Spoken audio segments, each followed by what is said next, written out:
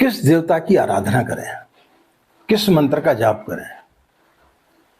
हर व्यक्ति के मन में बड़ा संशय होता है कि किसकी पूजा की जाए, किसकी ना की जाए, किसकी साधना करने से लाभ होगा, किसकी साधना करने से नहीं होगा। हमारे आत्मी संसार में अनेक देवी देवता हैं, अनेक मंत्र हैं और उनको मानने वाले भी लाखों करोड़ों हैं। कोई किसी देवता की पूजा करता है, कोई किसी देवी की पूजा करता है, कोई किसी मंदिर में जाता है, कोई किसी मंत्र का जाप करता है। कुछ लोग जो भक्त पंथ वाले होते हैं वो राधा कृष्ण के बारे में बताते हैं और उनके बारे में बताते बताते थकते नहीं हैं।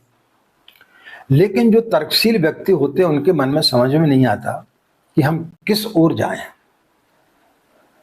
कोई भगवान शिव के मंदिर में जाता है, उनकी आराधना करता, कोई भगवान गणेश की करता है, कोई माँ दुर्गा की करता है, कोई लक्ष्मी की करता है, कोई भगवान विष्णु की करता है, कोई हनुमान जी की आराधना करता है।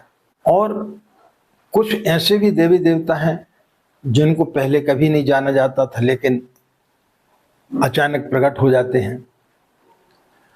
तब लोगों को समझ में नहीं आता कि किस मंत्र का जाप किया जाए, किस देवता की शरण में जाया जाए। अनेक पंथ हैं, अनेक संप्रदाय हैं। जैन धर्म, बौद्ध धर्म है, अहिंसा परमो धर्म है।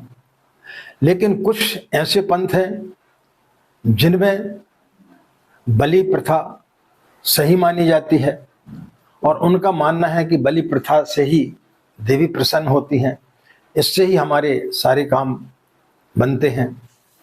कोई निराकार की साधना पर जोर देता है, कोई मूर्ति की साधना पर जोर देता है। हर एक के विधि विधान अलग हैं, हर भगवान की पूजा पाठ के विधि विधान अलग हैं। जिस प्रकार से कि हिंदुओं में अलग अलग मुहूर्त होते हैं शादियों के, गृह प्रवेश के, लेकिन अन्य पंथ में यदि आप जाएंगे तो जब हिंदुओं की शादी नहीं होती उस समय उनकी शादियां होती हैं। तब समझ में नहीं आता कि सही क्या है। यदि एक आधार पर अमुक समय पर शादी करना ठीक है और अमुक समय पर शादी करना गलत है, तो जब दूसरे लोग जो है जिस समय पर एक पंथ वाले, एक धर्म वाले बोलते हैं कि इस समय शादी करना नहीं चाहिए तो दूसरे लोग करते हैं, तो उनके लिए उसके दुष्परिणाम क्यों प्राप्त नहीं होते हैं। तो जो तर्कशील व्यक्ति है वो सोचने के लिए मजबूर हो जाता है, इसलिए उसका दिमाग एक जगह स्थिर नहीं हो पाता है।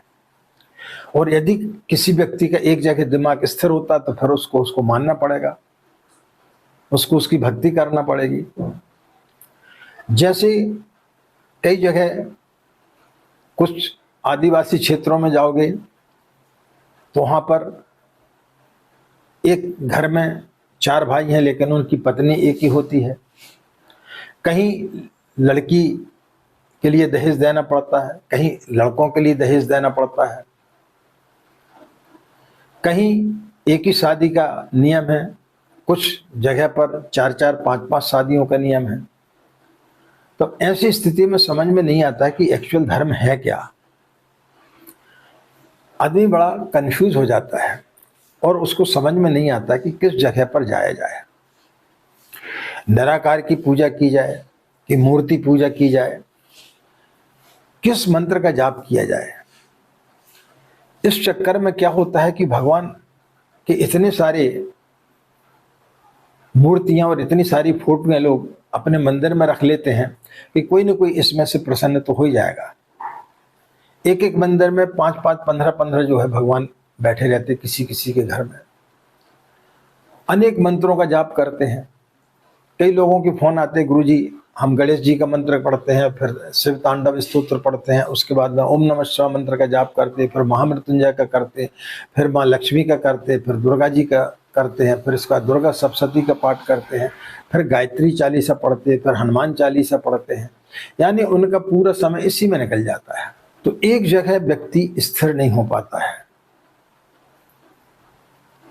कई जगह पर जो मांसाहार करते हैं लेकिन वो पूजा करते हैं और उनको उसके फल प्राप्त होते। बंगाल की तरफ यदि चले जाएं तो मांस वहाँ पर खाना अनिवार्य है, लेकिन इसके बावजूद भी वहाँ बड़े बड़े संगीतज्ञ निकलते हैं, अच्छे अच्छे गायक निकलते हैं और बहुत सारे संत महात्मा भी वहाँ से निकले, जिसमें रामकृष्ण परमहंस एक है।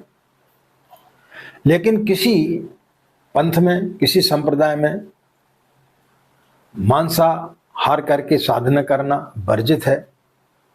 अब ऐसी स्थिति में व्यक्ति बड़ा कंफ्यूज हो जाता है कि एक जगह साधना करना में इस चीज निषेध नहीं है, दूसरी जगह निषेध है, ऐसा क्यों है? सूर्य गतिशील है व गर्म है, ये सारे लोग जानते हैं, वैज्ञानिक भी इस चीज को मानते हैं, तो सार्वभौमिक सत्य है। इसी प्रकार से धर्म और पंथों में यदि एक राय बनती तो फिर सभी लोग एक ही परमात्मा का पूजन करते, एक ही चीज की पूजन करते। लेकिन ऐसा नहीं है।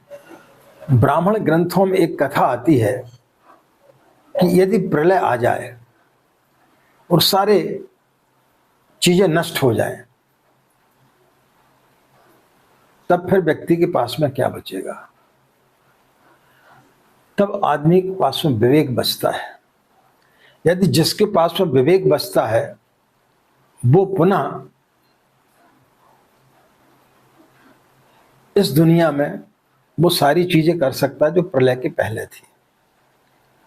लेकिन जहां तर्क है, तर्क वेश्या के समान होती है, जो कहीं स्थायी रूप से नहीं ठकती, वो हर किसी की गोद में बैठ सकती है।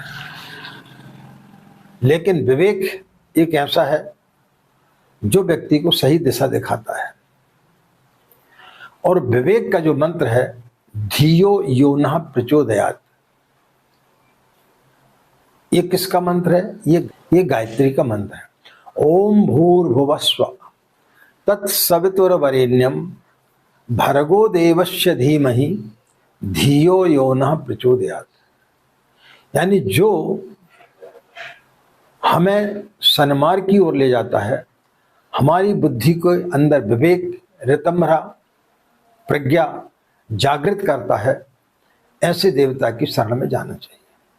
तो गायत्री मंत्र एक ऐसा मंत्र है कि यदि प्रलय भी आ जाए तो उसके बाद यदि विवेक जिंदा है तो उन समस्त वेदों की रचना की जा सकती है, उन सारी चीजों को वापस लाया जा सकता है जो प्रलय के पूर्व थी। इसलिए गायत्री की उपासना हर युग में हर महान ऋषि ने, चाहे वो अवतारी हों या बड़े बड़े संत महात्मा हों या विदुषियां हों, उन सब ने एक स्वर से गायत्री मंत्र का ही जाप किया है। इसलिए व्यक्तियों को इधर उधर भटकने की बजाय गायत्री की शरण में आना चाहिए और गायत्री मंत्र का ही नियमित रूप से जाप करना चाहिए। और इसी पर श्रद्धा विश्वास करके यदि आप अपने जीवन को आगे बढ़ाएंगे तो निश्चित रूप से आपकी हर समस्या का समाधान होगा। आज की बात समाप्त। हमें आज्ञा दें। नमस्कार। ओम शांति।